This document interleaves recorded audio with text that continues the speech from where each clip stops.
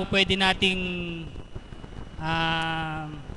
pagnilayan ngayong umagang ito, yung kagalakan ng puso. Batid ko naman po na lahat tayo rito ay may taglay na galak sa ating mga puso.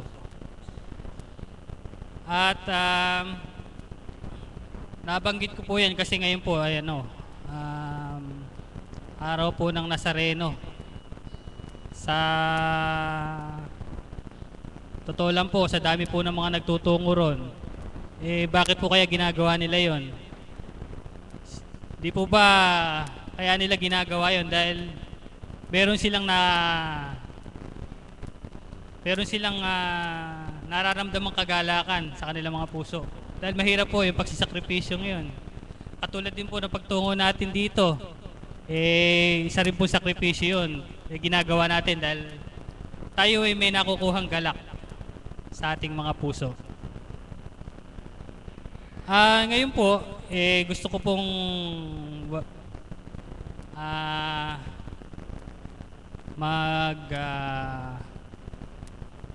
bigay ng konting tungkol po sa kagalakan dahil maaari pong yun po pwede nating i-share ngayon dahil wala po akong hawak na listahan.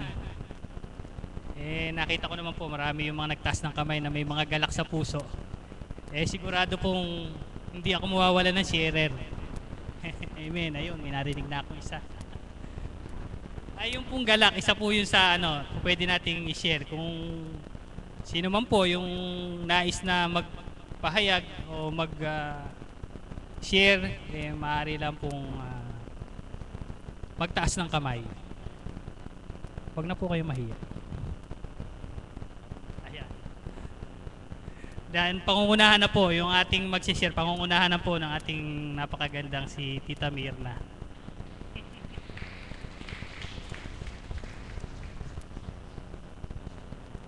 Purihin ang Ama. Tunay po namang napakaganda ng iyong kalooban. Dahil muli po niloob mong ako'y tumindig sa harapan, makapagbahagi ng karampot na kaukulan sa walang hanggang kagalakang handog mo sa aming mga anak mo. Nawa po, Ama, maghari kang lubusan sa aking katauhan. Amen. Buhay po ba ang Diyos? Sadya pong paggalak na galak ang puso mo, mahirap pong ikubli, saan nga po ba nagagalak ang tao? Hindi naman po sa pagpapala lang, di po ba? Amen po ba? Hindi ko po maintindihan, basta po ako'y nagagalak.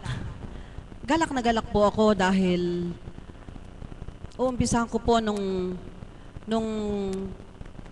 mga time na papasok ang aking birthday at papasok ang anniversary ng ating mahal na Divine Mercy at papasok ang Pasko at Bagong Taon. Tunay po namang dapi-dapiton, sagu-sagunson, mga pagsubok na pagdalisay na pinahintulutan sa aking buhay, sa aking mga mahal sa buhay.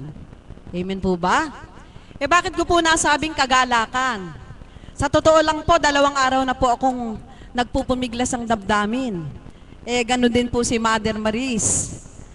Daman-dama ko po, pag si Mother hindi nakapag-share, para pong mabibiyak ang puso. Kaya po sabi ko, sige po, Ama, mauna na po si Mother, marami pa namang araw. Ngayon po, talagang niloob po siguro ng Ama, dahil dama ko po, maraming gustong magtaas pero po nandun yung para bang nahihiya na hindi maintindihan. Huwag po kayong mahihiya, mga kapatid. Bakit ko po nasabing sa kabila ng aking mga pinagdaanan, ako'y galak na galak. Sa katotohanan po, magpahanggang ngayon, kailan lang po, mga ilang araw ang nakaraan, yun naman po ang aking pamangkin, na anak po ng aking 2 kapatid na alagad. Napahintulutan po ng pagsubok na karamdaman, at ganun din po ang aking ina. Subalit ang aking ikinagagalak, sa kabila ng aming mga pinagdadaan ng magkakapatid, naroroon yung galak na naroon yung pag-asa.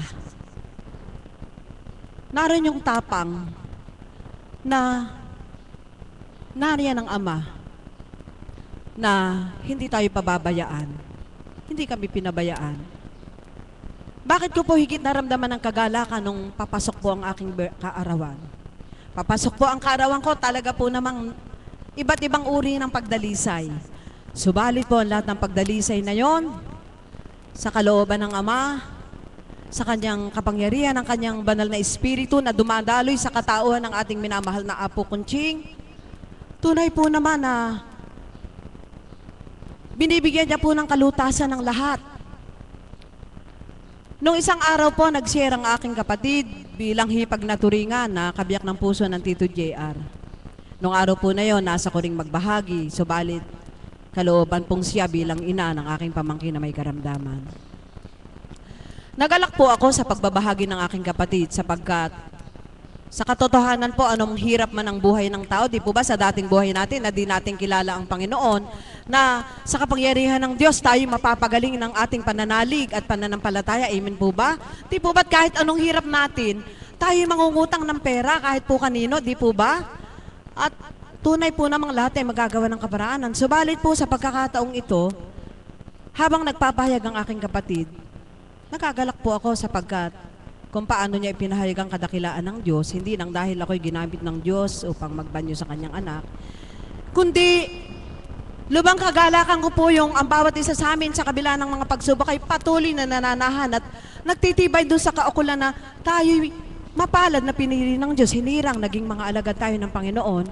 Ipagtibay natin at ipakipaglaban yung kaukulan na hindi lamang sa doktor may kalumbayan sapagkat bilang aking ina ay pinagbigyan ko siya na nung mga nagdaang araw ay siya magkaroon ng general check-up. Subalit sa pangunguna pa rin kapangyarihan ng Diyos.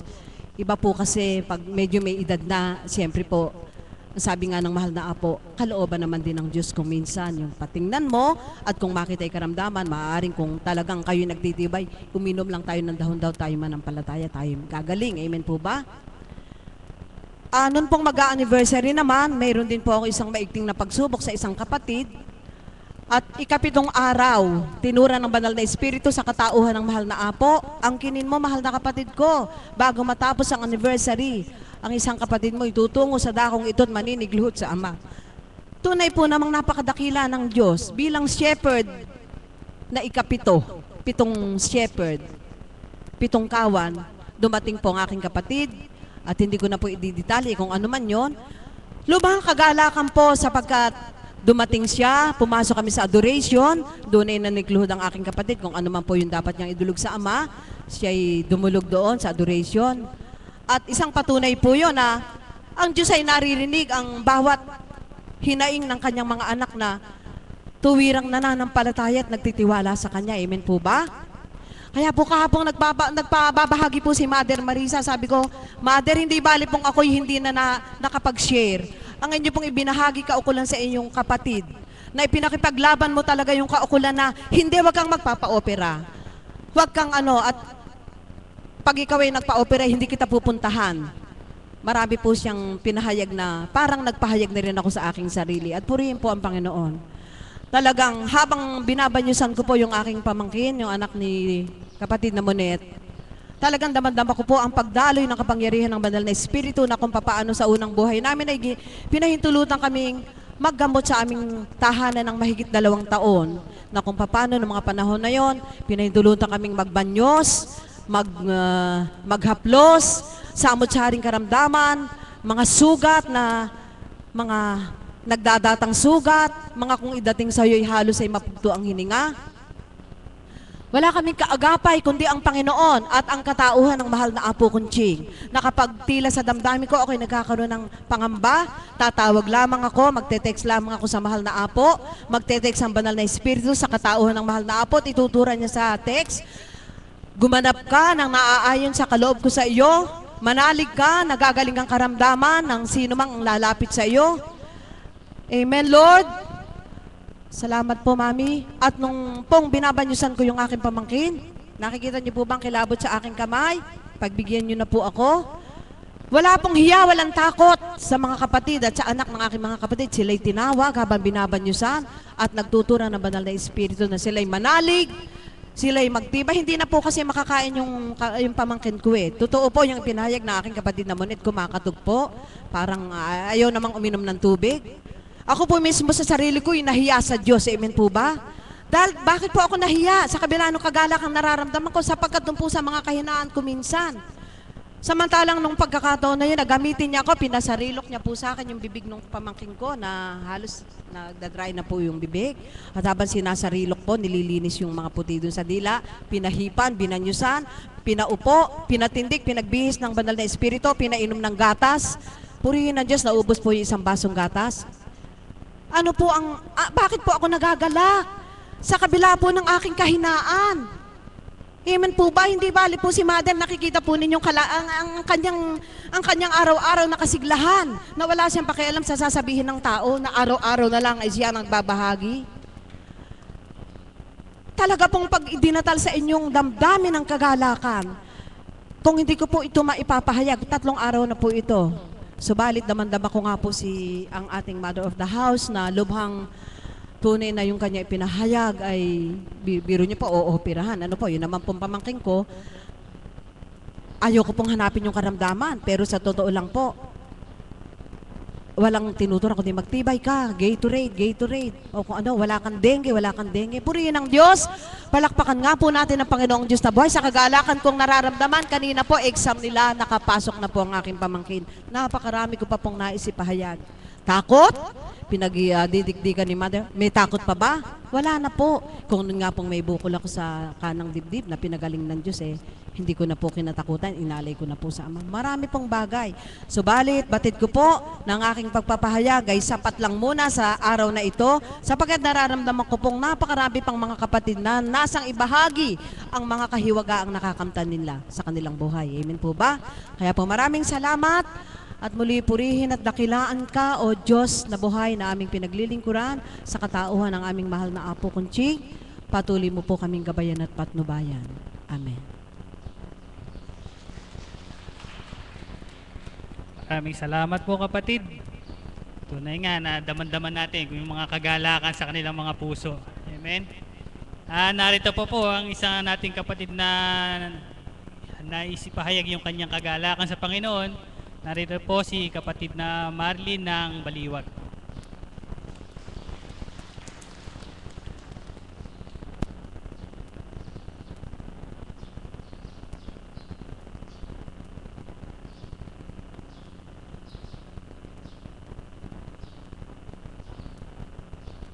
Isang magandang umaga po sa inyong lahat. Mga kapatid kong alagad, sa inyo po lahat ng mga tagasunod, lahat na po, pati mga hindi ko po malaman kung paano ko maibabahagi ito dahil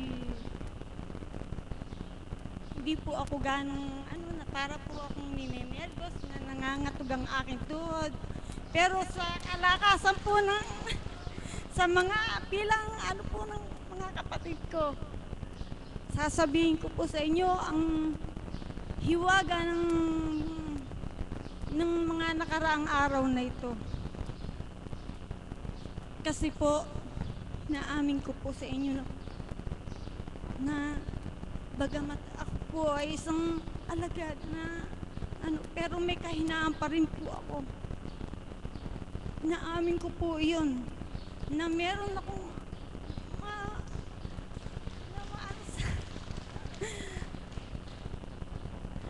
salamat po sa pagtitiwala ninyo sa akin.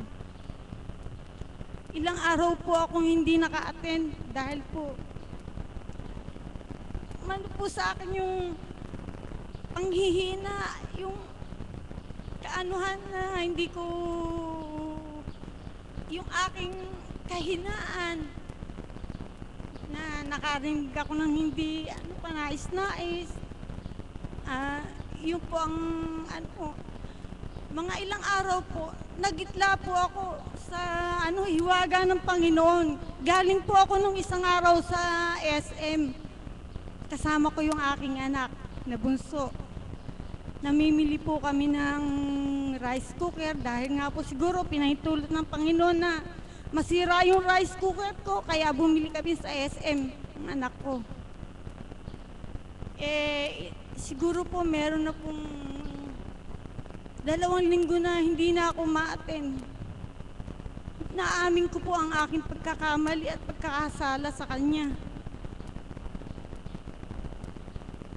Nagitla po ako ng, ala naman po, harapan ko pong na salubong ang mahal na apo. Pero galing po ako dun sa apong ninyo. Marami pong apong ninyo sa SM eh. Iba-ibang klaseng apong ninyo. Humingi po ako sa kanya ng tulong na pagtibayin niya ako, bigyan ng kalakasan. Yun po ang hiniling ko sa kanya. Alam niyo po, nagulat po ako. Wala naman po akong nakikita nga, biglang lumitaw sa harap ko ang mahal na apo. Nasa lubong ko siya. Nagulat nga po ako, bigla nga, muntik na nga po akong himatayin dahil po sa pagkabigla. Bigla na lang lumitaw sa harap ko eh. Bigla na lang pong lumitaw sa harap ko. Siguro po ako may pahiwatig siya na gusto na niya ako umatin uli. Kaya ako po yung humingi ng kapatawaran sa inyo. Na alam kong maunawaan niyo ako ang aking kahinaan. Inaamin ko po lahat yun.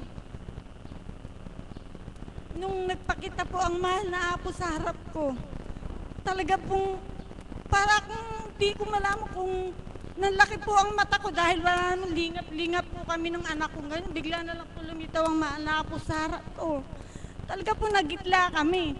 Mag-aalas 12 na po nung hindi ko na po kayang mag-bis para umattend po nung araw na yun. Yung nga po, sabi po ng mahal na apo, paano ba?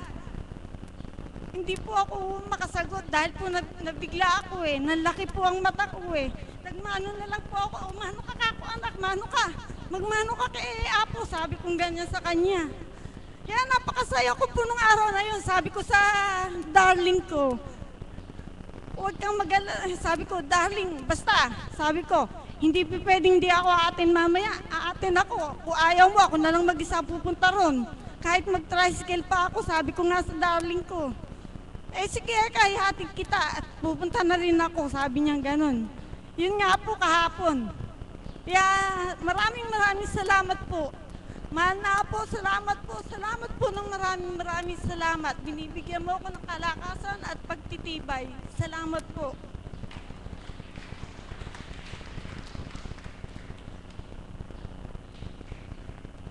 Salamat po kapatid. Tunay nga lahat tayo merong mga kanya-kanyang kahinaan. At kung pagdinilayan natin, yung pong salitang galak, 5 letra lang po yan. Rambulin lang po natin yan. Ang may makukuha po tayong salita, yung pong kalag. Pag po nakakalag, ibig po sabihin, nakawala, nakalaya. Pag po tayo nakalaya sa ating kahinaan, tsak po, yung galak nasa sa ating mga puso na. Narito pa po yung isa pong kapatid na galak na is maghandog ng awit. Tinatawagan ko po si kapatid na Ipe Salvador Esguera.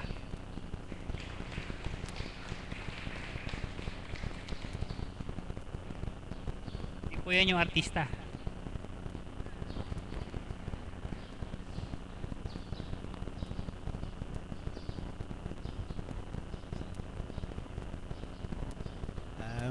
Magandang umaga po sa inyo lahat mga kapatid.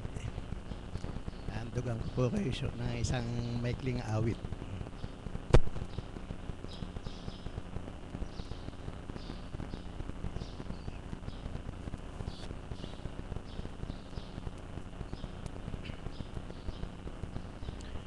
Sa malayong puok, sa itaas ng bundok, naroon ang isang lumang krus na pinagpakuan sa buong si Jesus upang sala natin matubos.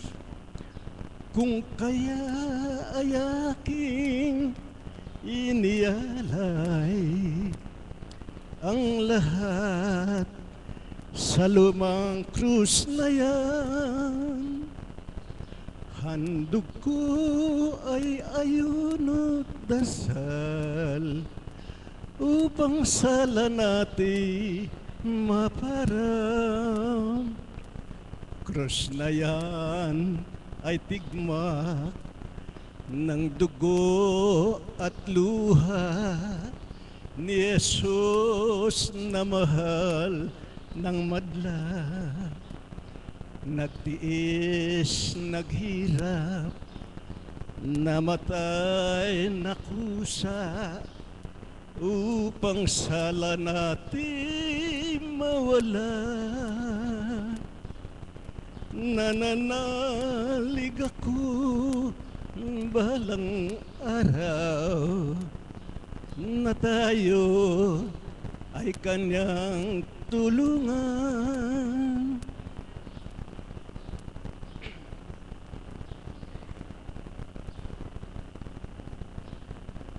Sa lungkot, sa ligaya't lumbay ni Jesus sa dambanang banal. Krus na yan ay tigma ng dugo at luha ni Jesus na mahal ng madla. Nagtiis, naghirap, namatay, nakusa, upang sala natin mawala. Nananalig ako balang araw na tayo ay kanyang samahan. Sa lungkot, sa ligaya't lumbay ni Jesus sa dambanang banal. Ni Jesus sa dambanang banal. Maraming salamat po. Salamat po. Ngayon ko lang po narinig yung awit na yun. Ay napakaganda po ng lyrics. Talaga pong nakakaantig. Meron po akong nakita dito eh. Alam ko pong nais na po niya mag-share. Alam ko po, nakikita ko po sa kanya ang kagalakan. Tawagin ko na po, aking classmate po ito eh. Si kapatid na Marilyn po ng Hinukay.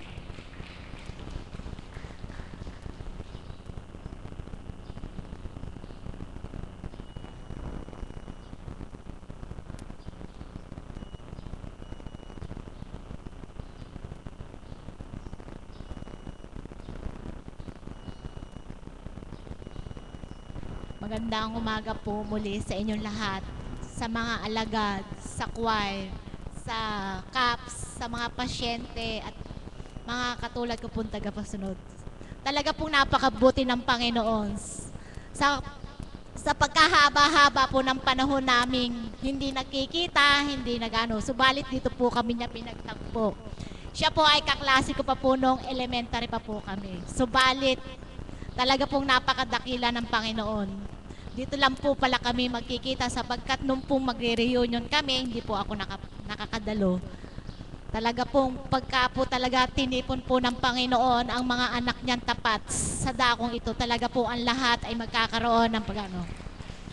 Kaya Ama, salamat po sa bawat araw na galak na ibinibigay mo po sa akin sa katauhan, hindi man po pinansyal o material na bagay.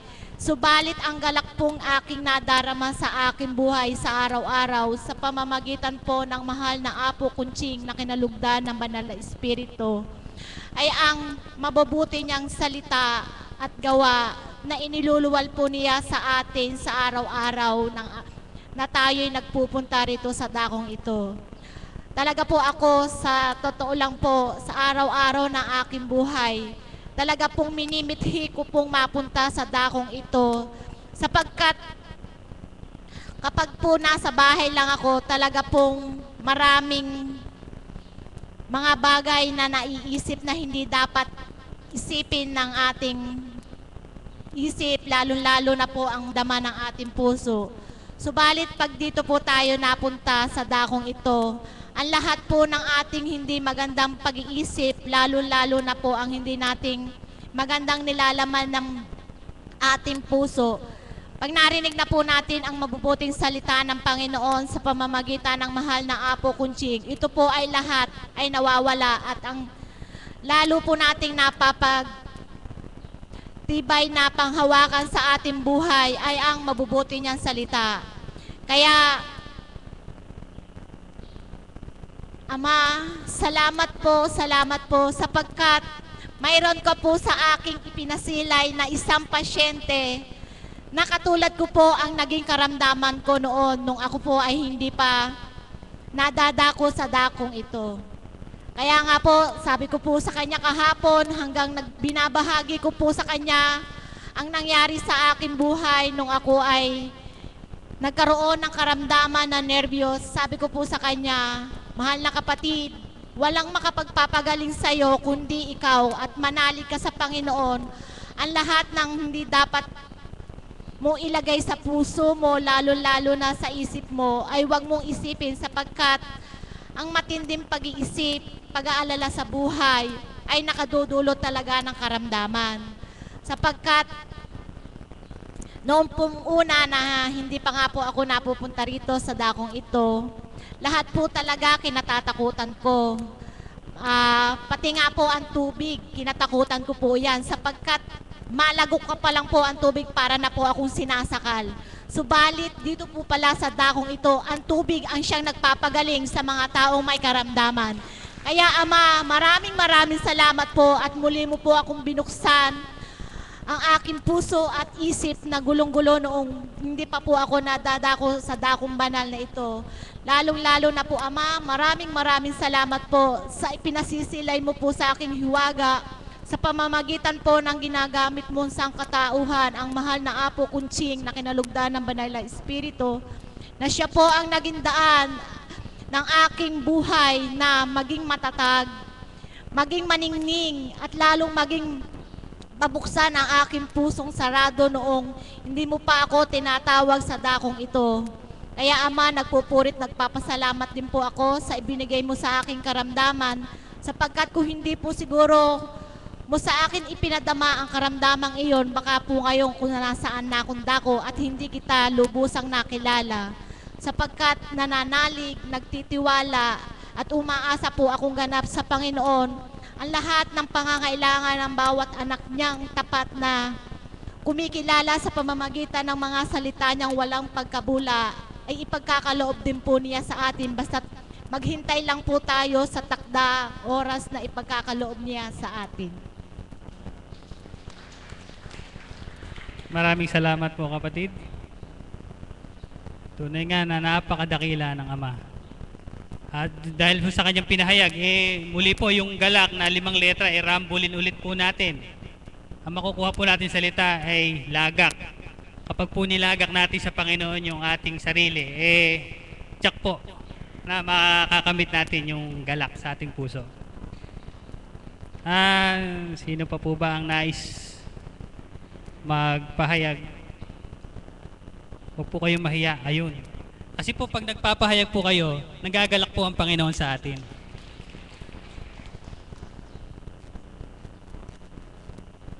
Magandang umaga po sa lahat. Kasi ang usapan po ay galak. Nung last year po, talaga naman wala tuwata ng tao dumanas ng maraming problema at pagsubok sa buhay. Ako rin ho ganun din. Pagpasok po ng January, nagkasakit na tatay ko, napasok sa ospital, kasabay nung nanay ko. Talaga nung ang pinasok ko yung tatay ko, nung pagdating ko ng ospital, ang nakaswero na rin yung nanay ko. Di syempre ho, nakakabigla, no ho. Kumbaga nagpumasok kasi isang negosyo sa hanap buhay na maliit lang naman, pero hindi rin ako pinalad. Di syempre, nagagalit yung asawa ko kasi sayang daw ang pera. Kung nanahimik daw ako ng bahay na tulog, hindi pa daw magastos. Nagkaroon ng problema sa pamilya. Kumbaga, sabi nga, patong-patong. Pero salamat sa Diyos ngayon, 2014, sabi nga, kalimutan na ang hindi magandang nangyari nung last year. Kaya naman ngayon, panibagong buhay, sabi ko nga salamat sa Diyos kasi tapos na yon. Panibagong taon, panibagong buhay, harapin yung na masaya, sabi nga. At ako po ay nagpapasalamat sa Panginoon, talaga namang hindi biro. Saksi si Apo na dahil naidudulog ko sa kanya, sabi nga niya, huwag kang mag-alala, lilipas din yan, matatapos. Pwede nga ba naman hindi matapos yun, di po ba? Sabi nga ni kapatid na Beth na ang Panginoon daw hindi nagbibigay ng krus na mas mabigat pa o mas malaki pa sa atin. Maliban nga lang yung hindi mo problema, napapasal mo. Yan ho ang ating ugaling Pilipino. Sa totoo lang po. At minsan po nung Pasko nga, siyempre meron po akong pinsan nagpunta na first time nagpunta sa bahay ko. First time nakita din yung bahay ko. Minsan ho kasi ang tao pagka nakita lang yung material na bagay, akala ang yaman mo na. Tapos sabi sa akin, Kobe, nagdadasal, nagsisimba ka ba? Kasi sa nakamtan mong ganyan, baka nakakalimot ka. Parang sabi, oo naman, tandaan mo ka ako, ang tao, hindi ka lang lalapit sa Diyos kung ikaw maraming problema o lugmok ka sa samot-samot na problema. Mentras tayong nananagana sa buhay, mas lalo tayong kumapit, magpasalamat dahil sa biyayang nakakamtan. Sa katulad ko nga po, di naman po ako naghahanap buhay, 16 years na. Pero nabubuhay pa rin ako ng maayos. Kaya nga po nung ako pumasok sa hanap buhay, siguro po sabi nung Panginoon, kasi nung bata nga ako, kung mahirap ang pinagdaanan ko, sabi ko pag nag-asawa ko, Lord, yun namang kahit hindi na ako maghahanap buhay, nasa bahay lang ako. Para pagkalinggo, magsisimba na lang ako sa iyo. Kasi nga noon, hindi ako nakapagsisimba pag linggo kasi naghahanap buhay. Kaya nung pumasok ako sa hanap buhay, alam niyo, maraming beses ko nang ginawa yun Kung may pera ka pang nakatago, napapalwal pa hanggang sa titigil ka na lang. Pag tigil mo, may utang ka na. Kaya sabi ko, ay naku Lord, matutulog na lang ako ng bahay at magsisimba na lang ako. Kaya iniwaksi ko na po ang paghahanap buhay. Basta ang hinihiling ko na lang sa Diyos, yung asawa ko laging pagpalain, gabayan, kasi siya ang naghahanap buhay. At nagpupuri naman po ako sa Panginoon dahil nga po yung asawa ko sa kabila na siya hindi Katoliko at talaga naman ng workaholic at may diabetes pa. Talagang nagpapasalamat ako sa Panginoon kasi talaga naman kahit nagpo-400 yun, talaga nang nakapagtatrabaho pa ho. Pagka tinanong ko sa kanya kung nagpa-check up siya, ano sabi ng doktor? Di katulad pa rin ng dati, walang kagalingan dahil nga diabetes. Okay ka ba naman? Okay naman. Ibig sabihin sa nagiging 400, 300, pero malakas siya kung titingnan nyo talaga yung katawan niya. Hindi mo sasabihin siya nagpo-400 ang sugar niya. Saka pagkausap mo siya, masigla siyang kausap. Kasi di ba pag kami masama pakiramdam, pagsasalita pa lang, yung nadadama mo na yung hindi maganda ang kalagayan niya. Kaya nagpapasalamat po ako sa Panginoon. Kasi sa kabila nung siguro sabi ng Ama, binigyan na kita ng maghahanap buhay para sa'yo. Yung panahon mo naman na hindi ka naghahanap buhay, hayaan mo naman sa akin. Siguro parang nagsiselos. Kaya nga po sabi ko, ilalaan ko na lang ang sarili ko sa yung bilang ina ng anak ko, sa tahanan, at saka yung magpunta sa simbahan, at dito nga po. Kaya nagagalak po talaga ako kasi siguro nga, sabi nga, magpasalamat kung ano ang may biyaya sa araw-araw. Huwag mo munang isipin yung mga bagay na mahirap makamtan. Pag hindi mo naman nakamit, may stress ka lang, malulungkot ka lang. Kaya lang, siyempre, minsan parang may mga bumubulong-bulong sa isip siyempre, pag may nakakaharap kang tao, hindi ka maghahanap buhay, mga ganyan, Ngayon, ang sagot ko na lang, pagkaka ako yung naghahanap buhay, may pera na at yumaman na, saka ako maghahanap buhay. Kasi lahat ng naririnig ko, mula pagising ng madaling araw, hanggang gabi naghahanap buhay. Pero pag nabalitaan mo sila, puro rin sila utang. Isa nga ako natutulog, nasa bahay lang ako, may tataw, may tetex, pahiram ng pera, samantalang nasa bahay lang po ako. Sabi nga, hindi ako naghahanap buhay. Kaya sabi ko nga, maghahanap buhay na lang ako pagka yung mga naghahanap buhay, yumaman na at wala na rin utang. Yun po ang sabi ko, bawat araw ng buhay nating kako may pagpapalat biyaya. Pagising pa lang ng umaga pagising natin ng umaga, biyaya na po yun, di ba? Ako nga po, yung tatay ko, yung gumising lang ng umaga yun na hindi nakasimangot, tuwan-tuwa na po ako. Kasi minsan po yung tatay ko, hindi ko po maintindihan. Kung tutusin, wala nang problema sa buhay. Walang pinakakain. Eh, siyempre ako gumising ako alas 4, alas 5 kasi nagagaya ko sa anak ko. Eh, susunod po yung gigising. Akta ko yun, kasi mangot, siguro ka ako hindi maganda panaginip. Minsan sinasabi ko, baka iniwanan ng anghel na nakalaro niya habang natutulog siya. Kaya nga sabi ko sa nanay ko, naku nay, si tatay gumising lang ng umaga na masaya. Para na akong tumama sa loto. Kasi ayoko po yung pagising ko ng di ba umaga yun eh, kailangan harapin ng umaga na nakangiti. Lalo siya yung pinakamatanda sa pamilya. Yun ang lagi ko sinasabi sa nanay ko na sa tatay ko, alisin na yung galit. Huwag isipin yung problema ng mga iba niyang mga anak. At wala na tayong magagawa dun eh. Ipagdasal mo na lang sila. Kung may ibibigay ka, bigyan mo ng yung kaya mo ibigay, pero mo ibigay lahat kasi kayo matatanda, nangangailangan din kayo. De, syempre ang mga magulang, sabi nga, siguro, kung ako na yung malakas, sabi sa Panginoon, dahil sa Panginoon, kaya hindi na ako masyadong pansin. Ang napapansin na lang yung iba, eh okay lang naman po sa akin yun.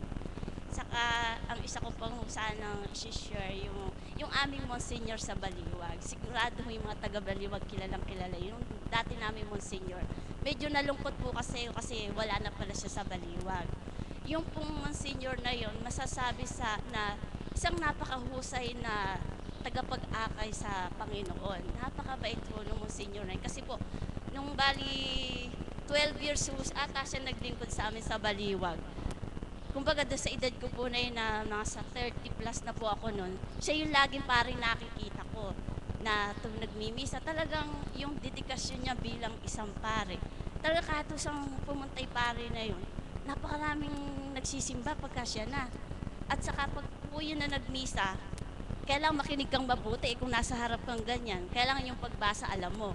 Dahil tatanungin ka kung hindi ka nakinig mabuti, nakakahiya pag di ka marunong sumagot, di mo masasagot. Kaya nga po at saka po yung pari na yun, yung kung saan yung merong may sakit, pupuntahan daw araw-araw nun.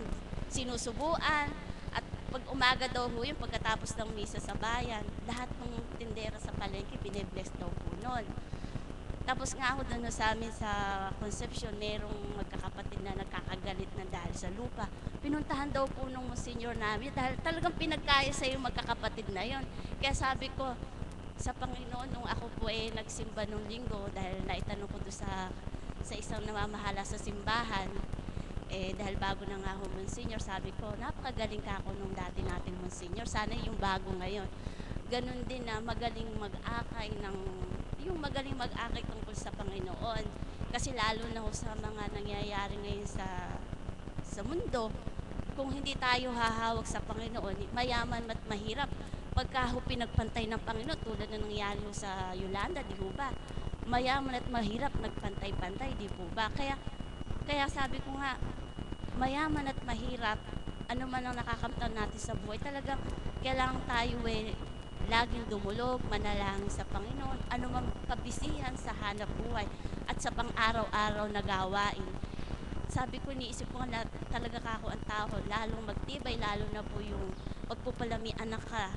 Mas lalo kang kinakabahan pag nakikita mo yung mga nangyayari sa mundo ko. Iniisip natin ano pa ba yung mundo na, yung kung wala na tayo, ano pa yung mundo para sa kanila.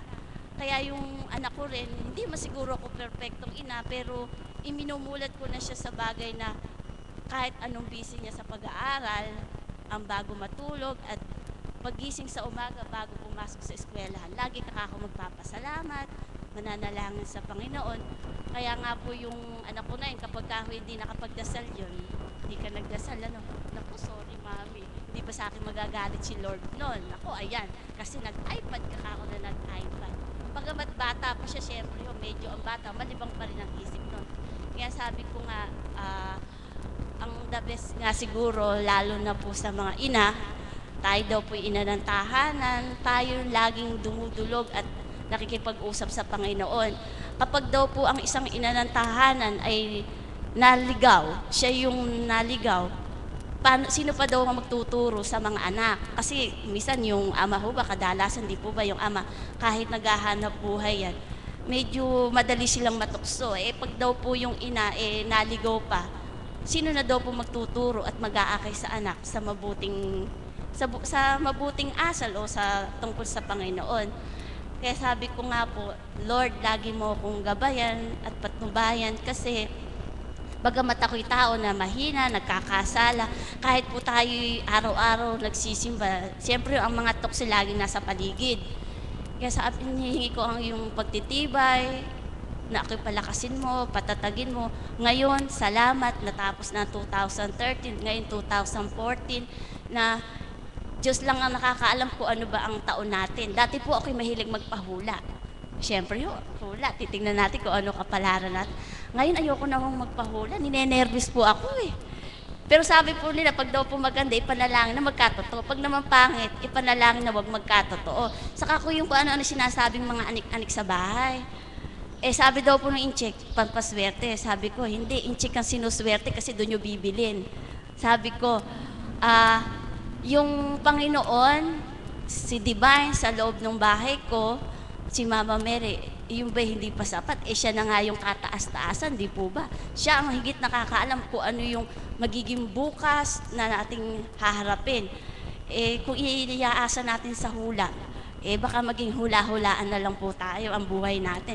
Kaya ngayon po, winaksi ko na po yung ganong paghula. Sabi ko, ayoko kasi mas gusto ko yung surprise. Ipapanalangin ko na lang sa Diyos kung ano yung darating na blessing niya. Thank you. At kung meron mang pagdalisay, sabi nga ako doon sa kila Apo, hindi ka bibigyan ng Panginoon ng krus na mas malaki pa sa iyo.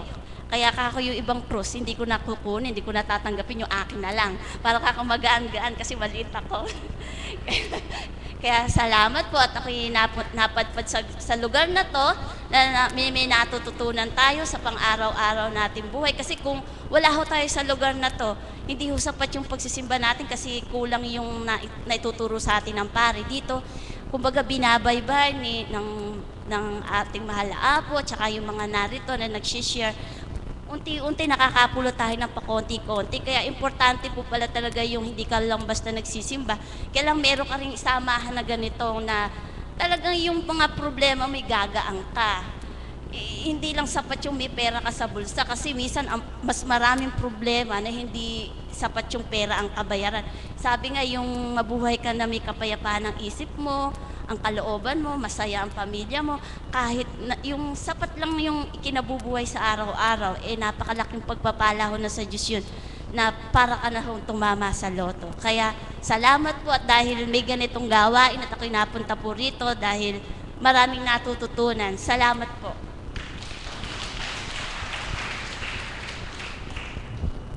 Maraming salamat po. Talaga pong mapalad tayo na natutungo sa lugar na ito.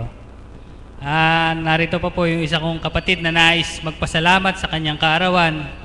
Narito po si kapatid na Lea Arao.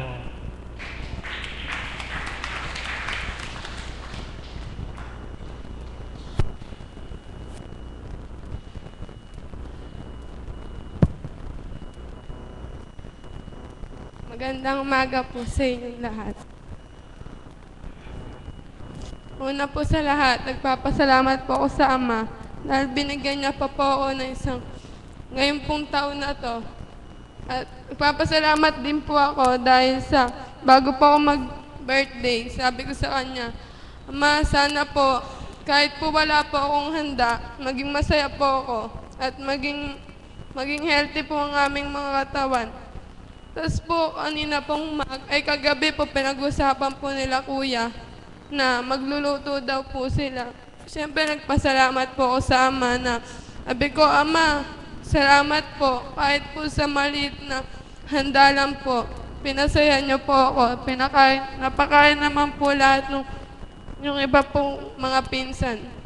Na gulat po ako may handa po kami kanina na lugaw. Pati po yung yung mga tambay po sa amin nagluto din po sila sa amin na isda po, na lahat po sila napakain po. Tapos nagpasalamat po ako sa Ama dahil po binago niya po ako, tsaka po binago niya po ako, natuto po ako magpasalamat sa Kanya na papasalamat po ako dahil po hindi sa material na bagay nagpapasaya ang isang tao, kundi rin po pala sa kahit ano po yung meron ka, dapat po nating pasalamatan. Tsaka po nagpapasalamat din po ako kay Mami. Tsaka sa mahal na Ama. Dahil po pinatitibay niya po ako kahit may mga pagsubok na dumating po sa aming pamilya. Tsaka maraming salamat din po sa marami po akong natutunan dito. Tsaka po maraming salamat din po sa kawan namin. Yun lang po.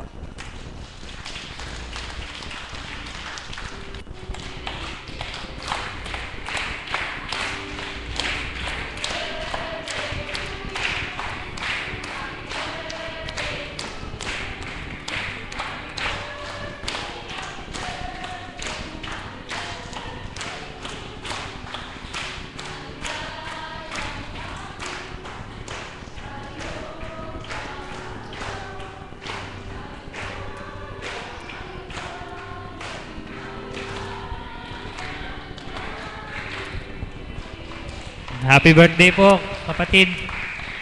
Tunay nga na hindi material na bagay ang nagbibigay sa atin ng galak. Yung mga material na bagay, hindi po tunay na galak ay binibigay niyan. Pansamantala lang yan. Yung tunay na galak po, sa Panginoon po nanggagaling yan.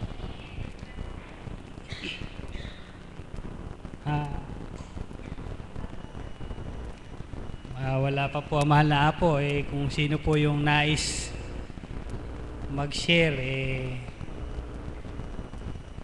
maaari na pong tumindig. At ito po ang ating Mother of the House. Maraming salamat. Salamat po, Ama, muli sa araw na ito, galak sa aming puso na muling maipahayag ang kabutihan mo na kailanman ay walang pagkakupas ang pag-ibig mo sa aming lahat sa pamamagitan ng aming mahal na Apo Kunching. Salamat po. Buhay po ba ang Diyos? Alam niyo po, sabi nga sa salitang tao, minsan maaaring sabihin ng iba, kapal naman ang mukha ni kapatid na Marisa, halos araw-araw na lang. Sa totoo lang po, kailangan lagi tayong makapal ang mukha. Buhay mo ba ang Diyos? Amen po ba yun? Para ipahayag ang kabutihan ng ating Panginoon. Sapagkat ang aayaw lang naman sa iyo yung hindi naniniwala sa Diyos Amen? Sapagkat kung bawat araw, tayong lahat ay nakadadama ng ginagampanan ng Diyos sa ating buhay, walang aayaw. Amen?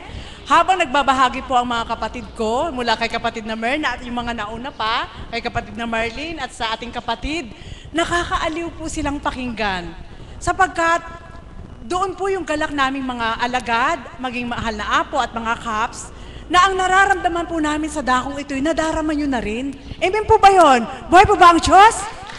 Nasa napakaliit at simple na kaganapan sa ating mga buhay na sa palagay ng tao ay ang babaw naman ng kaligayahan nila. Totoo po yun.